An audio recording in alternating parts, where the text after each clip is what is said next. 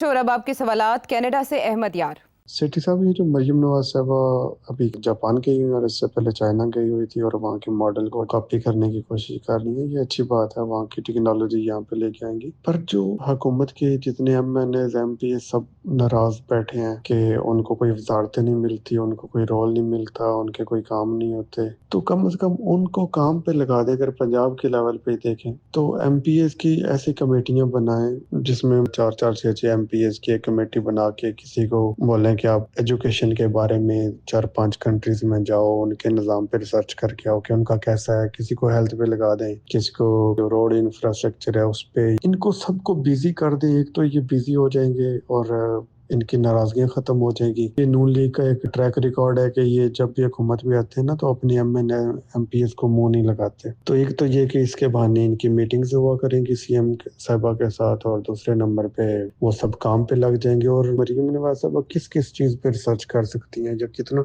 Time in चीजों पे लगा सकती हैं, तो बेहतर है कि इनको काम पे लगा दे। और यही सेम मॉडल जो है ना, ये फेडरल में भी होना चाहिए। तो क्या कहेंगे आप? देखिए, ये इशू जो है ये तो मेरा ख्याल है मियां नवाज शरीफ ने और मरियम के दरमियान इसके ऊपर डिस्कशन भी हुई है कि ये जो इस वक्त जिस तरीके से मरियम बीवी पंजाब को चला रही है वो ब्यूरोक्रेसी के जरिए पंजाब को चला रही है, एमपीएस के जरिए नहीं चला रही और ना ही लोकल गवर्नमेंट के जरिए चला रही।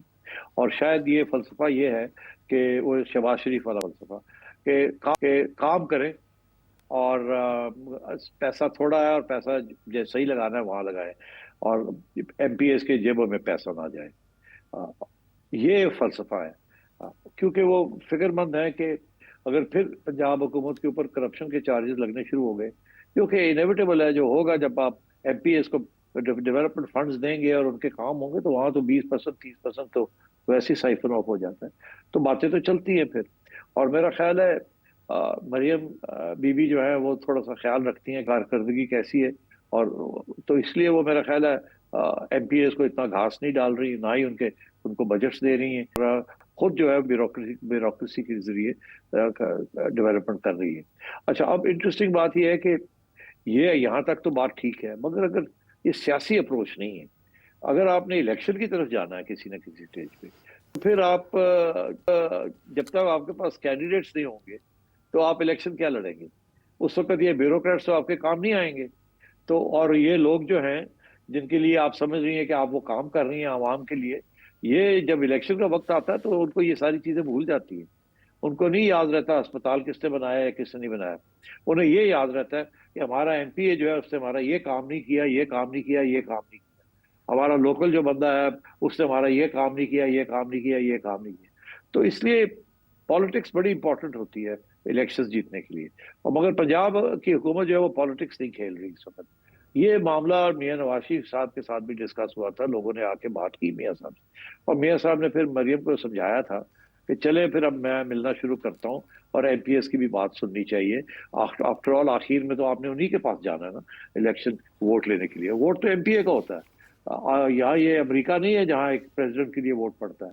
यहाँ वोट पड़ता है आपके जो कैंडिडेट है।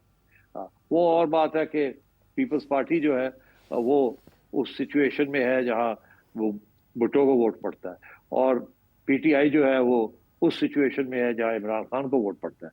मगर यहाँ वो सूरत हाल नहीं रही कि अब नवाज शरीफ साहब को वो वोट पड़ता है। इसलिए चाहिए था कि एमपीएस को लेके साथ चलती और उनको स्ट्रॉन्ग करती ताकि वो आवाम के साथ वापस मिल जाते। अभी तो सूरत हाल ये है कि वो अपनी शक्ल नहीं दिखा सकते अपनी कंस्टिट्यूंसी के, तो वो क्या लड़ेंगे जाके आगे? उनको तो गाली पड़ेगी जा। और वैसे ही बड़ी बुरे बुरे हालात हैं, जो महंगाई है और बाकी कुछ पॉलिसीज ऐसी हैं, गंदम वाली पॉलिसी एक्सेट्रा, जो कि खुश नहीं है लोग वहाँ। तो बात आपकी सही है, मगर बात यह है कि ये अब इनको कब ये समझ आएगी कि अब वक्त आ गया कि एमपीएस को स्ट्रॉन्ग करना है, एमपीएस को इकट्ठा करना है, अपनी पार्टी बनानी है। जो पार्टी उड़ गई है root at the local level, अब कोई मुस्लिम लीग वहां नहीं रही है। वहां जो हालात है वो काफी खराब है। तो आपकी तजवीज बड़ी अच्छी है, सर बात यह है कि ये कब इनको समझ आएगी कि अब बहुत हो गया है, ये कि आप ब्यूरोक्रेसी के साथ चला रही हैं, आप एमपीएस को भी साथ लेके चले, उनको भी डेवलपमेंट फंड्स मिले, वो भी अपने लोकल, अगर आपने लोकल गवर्नमेंट नहीं करनी तो कम से कम एमपीएस को तो साथ लेके चले। अच्छा अली, अब कराची से क्या जानना चाहते हैं? सर साहब, मैंने अमिताभ बच्चन साहब का शो देखा, उसके अंदर कुछ इंडियन आर्मी के और कुछ एयरफोर्स के कुछ ऑफिसर्स आए हुए थे। वो जो ऑफिसर्स थी वो बहुत कॉन्फिडेंस के साथ बोल रही थी कि हमने पाकिस्तान को सबक सिखा दिया, हमने ये कर दिया, हमने वो कर दिया। जिस एयरफोर्स के 5-6 जहाज गिर जाए, जिस मुल्क का मीडिया इतना ज़्यादा झूठ बोलता हो, जिस मुल्क की आर्मी इतना ज़्यादा झूठ बोलती हो, अपने नुकसानात छुपा रहे हैं, यहाँ तक कि इनके पायलट्स की डेथ्स हुई हैं और वो मारे गए हैं जब उनके फाइटर जेट शूट डाउन हुए हैं, वो उनको भी कभी ऑन नहीं कर सके। और इंडियन एयरफोर्स इतना ज़्यादा अपना क्रेडिबिलिटी डाउन क्यों कर रही है, या इंडियन आर्मी या इंडियन एयर चीफ ने भी इवन अगर कोई बात करी तो वो बिल्कुल किसी सबूत के बगैर की। तो इंडिया लॉन्ग टर्म में आपको कहाँ जाते हुए नजर आ रहा है बतौर कौम? आप क्या देख रहे हैं? आप कहते हैं कि आप जो है ना वो ये देखते हैं कि किसी मुआशरे में या किसी कौम में या किसी पर्टिकुलर चीज़ में क्या बढ़ रहा है और क्या कम हो रहा है। तो आपका एनालिसिस क्या कहता है कि इंडिया आज से 10 साल बाद कहाँ होगा? मेरा ख्याल आप बहुत आगे चले गए हैं।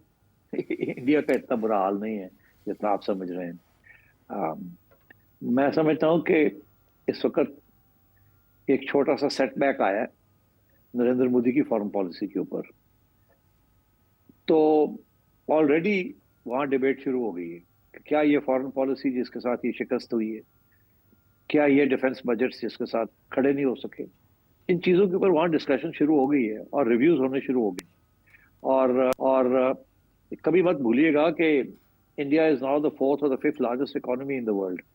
वो तो मेरा ख्याल नशा था उनको अपनी मकबूलियत का और अपनी स्ट्रेंथ का, कि वो समझते थे कि अब हम चाइना के साथ कंपटीशन में आ सकते हैं। एक्चुअली वो चाइना के साथ कंपटीशन में नहीं आ सकते। चाइना 5 गुना ज्यादा उसकी ग्रोथ है और उसकी जीडीपी है। इंडिया ग्रेट पावर नहीं बन सकता, मगर वो अपने आप को समझने लगे थे इस तरीके से। तो अब मेरा ख्याल है उनको कुछ एहसास हुआ है, इसलिए आपने देखा वो अब भागे हैं चाइना के साथ बातचीत करने के लिए। अब वो अमेरिका से पीछे हटे हैं बिकॉज उन्हें समझ आ गई है ये नहीं है। मगर इंडिया, मेरा ये ख्याल है कि इंडिया अमेरिकन कैंप में ही रहेगा। अमेरिका जहाँ जब तक बीजेपी की गवर्नमेंट है अमेरिका के कैंप में रहेगा, इधर उधर हाथ पैर मारने की कोशिश करेगा मगर अमेरिका के कैंप में रहेगा। मगर साथ साथ वो अब थोड़ा सा टिल्ट कर रहा है, अब वो रशिया चाइना को भी, वो फोरम को भी एक्टिवेट कर रहा है एंड सो ऑन। और आपने देखा उसने जैसे ही थोड़ा सा इनिशिएटिव लिया है विद चाइना, तो चाइना ने रिस्पॉन्ड किया है। तो चाइना भी चाहता है कि इसको अमेरिकन कैंप से निकाला जाए और अगर इनके कैंप में नहीं आता तो न्यूट्रल रहे। मगर वो न्यूट्रलिटी आजकल बड़ी मुश्किल होती जा रही है बिकॉज ग्लोब जो है वो स्प्लिट हो रहा है टू मल्टीपोलर। पहले तो एक पोल था, अब चाइना, रशिया, ब्रिक्स, ये दूसरा पोल बनना शुरू हो गया। तो अब इंडिया के लिए मुश्किलात है। मैं समझता हूँ कि ये जब तक ये बीजेपी की गवर्नमेंट रहेगी उस वक्त तक ये प्रॉब्लम्स रहेंगे।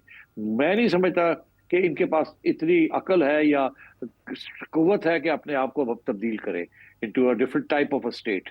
मगर ये आप ये ना समझें कि अब इंडिया फारग हो गया है और इंडिया के पास ये नहीं है वो नहीं है, ऐसी बात नहीं है। India is a very big country और इट्स अ डेमोक्रेटिक कंट्री। वो और बात है कि अंदर नरेंद्र मोदी और बीजेपी वो फाशिज्म की तरफ जा रहे हैं। और मगर मैं समझता हूँ ये बीजेपी की आखिरी गवर्नमेंट है, इसके बाद बीजेपी इलेक्शन नहीं जीतेगी। अब जो चीज बढ़ रही है ना वो यही है कि बीजेपी की पॉपुलैरिटी आहिस्ता आहिस्ता गिर रही है। तो इसका ये मतलब है कि जो बाकी लोग हैं उनकी बढ़ रही है, रिलेटिव बात है। तो इसलिए अभी तो आरएसएस जो है वो नरेंद्र मोदी के खिलाफ हो गई है, वो सोच रही है कि इसको तब्दील करे या और हमारा नुकसान ना करा दे। मगर अब ये चाइना के साथ मुकबका करने जा रहे हैं और चाइना बिल्कुल यही चाहेगा कि इसको अमेरिका के कैंप से इधर खींचा जाए बिकॉज ये अमेरिका कैंप में खिलाफ इसको बनाया गया वहाँ क्वाड के अंदर, ताकि चाइना को कंटेन किया जाए। तो मैं ये समझता हूँ कि इंडिया के ऊपर अब एक नया इश्यू है ना। अब इंडिया की पुरानी पॉलिसी थी वन चाइना। जब चाइना कहता था वन चाइना मतलब है कि Taiwan is part of China, तो इंडिया उसको सपोर्ट करता था। मगर पिछले 10 साल से जब से ये बीजेपी की गवर्नमेंट आई है, बीजेपी की गवर्नमेंट ने ये वन चाइना पॉलिसी जो है इसको छोड़ दिया, इसके ऊपर तबसरा ही नहीं करते। अब कहते ही नहीं है वन चाइना पॉलिसी, अपने ऑप्शंस ओपन रखे हैं। मगर दिन ब दिन मुश्किल होता जा रहा है ना, बिकॉज चाइना जो है वो वन चाइना पॉलिसी को अब अपने सारे ब्रिक्स वाले साथियों को सबको लेके बढ़ा रहा है वो। जी तो किसी न किसी स्टेज पे ये एक और क्राइसिस आ रही है इंडिया के लिए। ठीक। मगर कहाँ 10 साल में इंडिया कहाँ होगा? इंडिया की इकोनॉमिक ग्रोथ 5-6% चल रही है और ये ऐसे ही चलेगी। बहुत डायनेमिज्म है इंडियन इकोनॉमी के अंदर। देखिए इंडिया की इकोनॉमी बड़ी स्ट्रांग है। किसी ने भी जिक्र किया था जनरल बाजवा के जमाने में कि जी हम जियो इकोनॉमिक्स के ऊपर तवज्जो देंगे, वो नहीं हुआ ना। उसकी वजह ये थी जियो इकोनॉमिक्स नहीं चली बिकॉज इंडिया तैयार नहीं था। जियो इकोनॉमिक्स वो चाह रहा है कि आप सिक्योरिटी की तरफ रहे ताकि आपके सारे रिसोर्सेज जो हैं वो सिक्योरिटी में जाएं और इधर ना जाएं, डेवलपमेंट में ना जाएं, आवाम के लिए ना जाएं, ताकि एलिनेशन हो। अब बलूचिस्तान में जो हुआ इंडिया इसीलिए उसको सपोर्ट कर रहा है। केपी के अंदर जो गड़बड़ हो रही है वो इंडिया सपोर्ट कर रहा है उसको। तो आई थिंक हमें अपना घर को ठीक करना है। आप फिक्र ना करें इंडिया का, आप अपनी तवज्जो दें कि आपने अपने घर को कैसे ठीक करना है। इंडिया जहां भी जाता है जो भी होगा should not be your concern. आपकी कंसर्न होनी चाहिए कि हम यहाँ क्या कर रहे हैं, हम क्या बढ़ रहे हैं और क्या कम हो रहे हैं, यहाँ वो देखें आप।